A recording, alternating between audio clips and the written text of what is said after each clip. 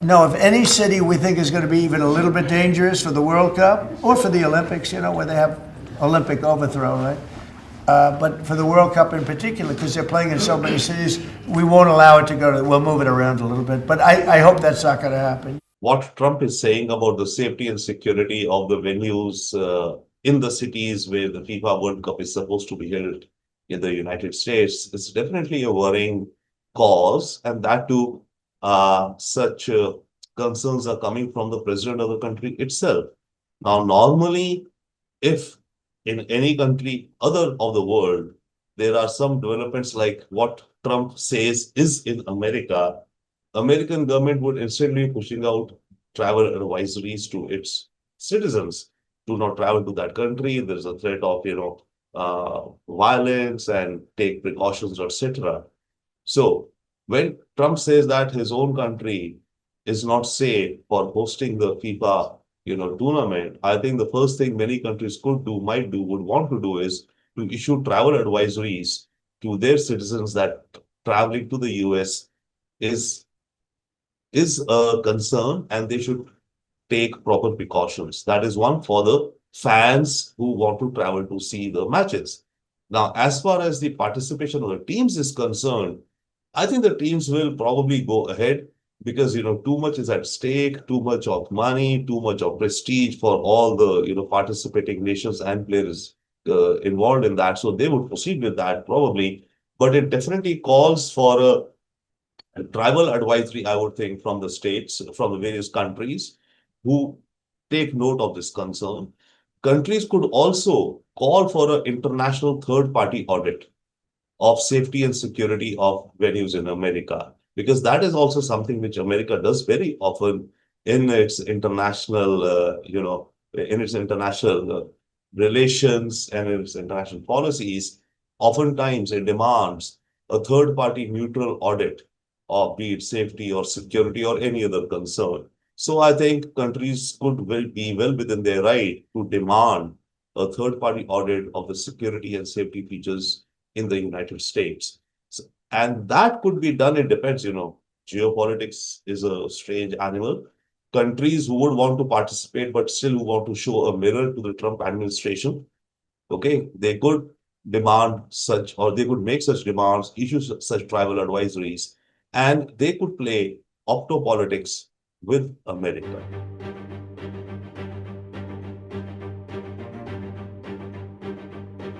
No, that would certainly be a cause of worry. See, on the one hand, normally in sporting events, all host countries and states or cities, be it hosting the Olympics or any other such large-scale games, need to, marshal up the funds and they try and last minute they do kind of, come through. That being said, uh, partly what Trump is doing is that, he is creating an image problem for himself or for America itself, right? That's one.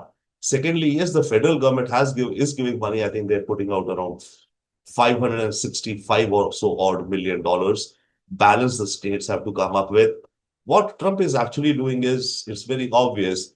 He is targeting especially the states which are ruled by the Democrats, right? Especially like California, Washington State, Seattle, Philadelphia, where the events are to be held. So he is using the context or to some extent even the pretext or let's say the reason of the crime and security issue in these states to needle and to box in his opponents and to build up momentum for his ability to send out the National Guards in different states that he wants to, particularly in the democratic states.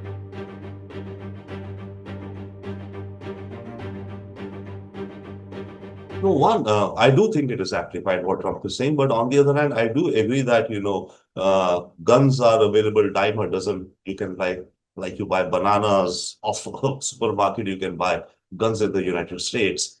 And the culture is becoming a very angry culture. So one cannot rule out such instances happening. And on top of it, also, America is becoming more and more a racist nation. Okay, so that would also compound the worries, I would think, of the fans. So that's why I'm saying countries could issue travel advisories to their citizens because many folks would be going as fans to watch the matches, right? That they should exercise due precaution when they are out there. So on the whole, it is definitely damaging to the image of America. It is also grounded in facts, no doubt. But at the same time, I do think that Trump is amplifying it for his political purposes. So be it. I mean, that's their domestic politics, what they do. But the FIFA World Cup will go on. I don't think that, I'm not so sure that the World Cup can be moved. Okay, what could happen is that it might be moved from one city to the other to another, right? I mean, like from Seattle, they will move it out to some other city. I mean, that could be something I think that Trump could try. Move it out of Democrat cities into Republican cities. But if you see Republican cities also like Kansas is one of the four amongst the top 25 that you are listing, correct? So gun violence is endemic within the US. It has to be, I mean, it's a fact of life. So it will be, I think, considered along those lines, but absolutely it's damaging for the image of America. It is a cause of worry for the fans, especially.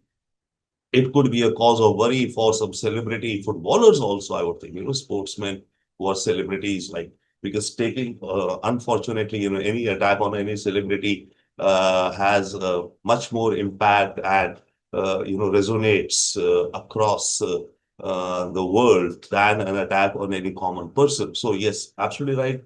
There is the worry, the threat.